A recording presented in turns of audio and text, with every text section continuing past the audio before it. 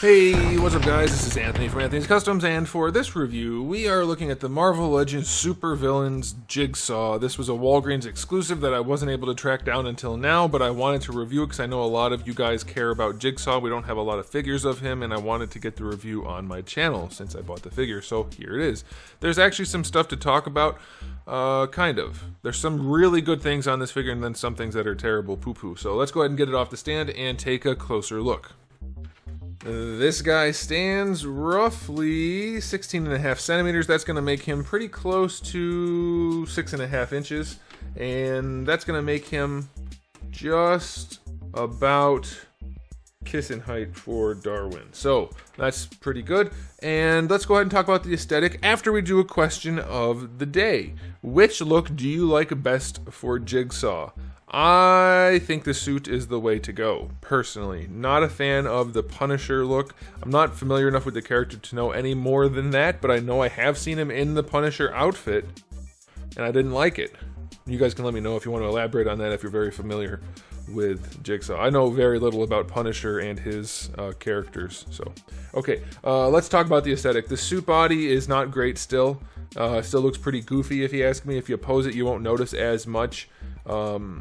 It's not terrible, but I don't like the skinny legs. I don't like the way the chest looks so skinny from the front, skinny, and then from the side, it's like, it almost looks like he's got a really big muscular chest, but it's really just the fact that they have the vest and the coat all sculpted into one over the tie, and it gets real.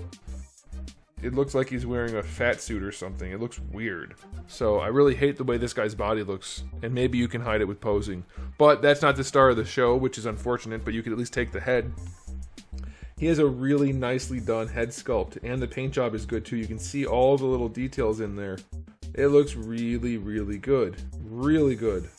For Marvel Legends, this is top notch. You can see even the cut going through into the hairline, and then around the back we have another one.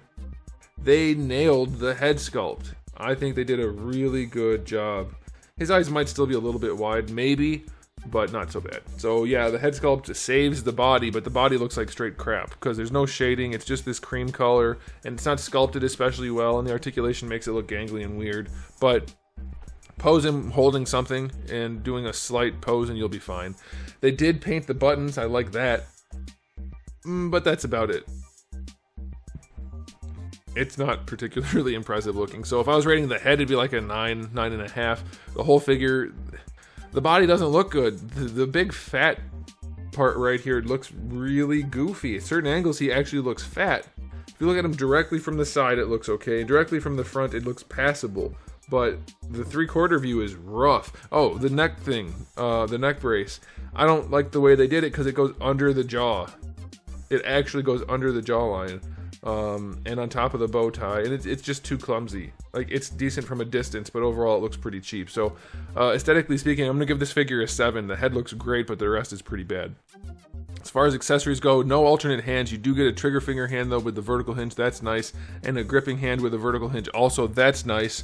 As far as accessories for him to hold, you get a steel baseball, or a steel baseball bat, the world's heaviest baseball bat. You get an aluminum baseball bat, you get a Danny Trejo, you get a couple of Tonto style combat knives, and then you get a double barrel shotgun, which has some paint, like they'll have some paint on them, and that's okay. But the best thing about the shotgun is it comes with some smoke effects and some blast effects, which we've seen before, and they just don't use very often, even for War Machine sometimes. So anytime you have guns that don't receive those and don't come with those parts, you should be upset.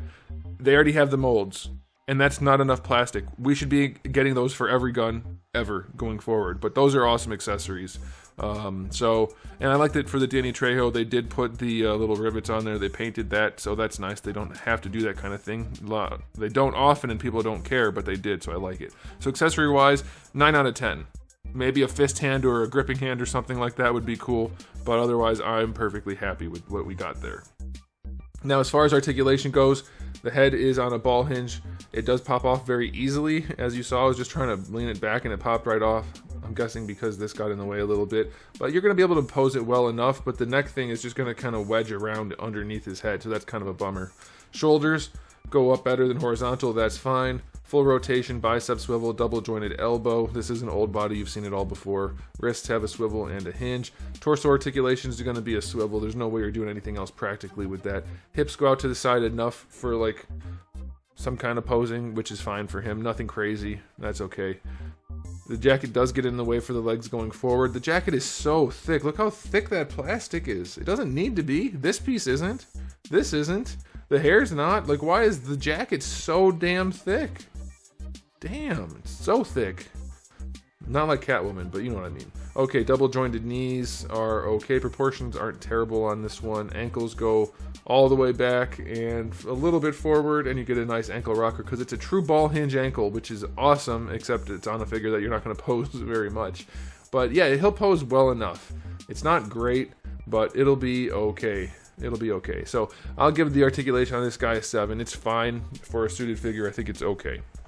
So now it's time for the final verdict. The head and the accessories sell this for sure. The fact that it's Jigsaw and we don't have another one really, that sells it too. And they did a decent enough job. If you can get past the ugly suit that they didn't do a great job on, and if you can pose it away, then I think you're going to be right as rain. So I'll give this guy an overall rating of 8 out of 10. The accessories make a big difference, and that awesome head sculpt. I've been saying forever, a good head sculpt goes a really long way, and this is about as good as Hasbro's done. So very, very pleased with that. So there it is, guys. Thanks for watching. If you enjoyed the video, please do give it a thumbs up. If you didn't, you can give it a thumbs down. And if you haven't subscribed, you should.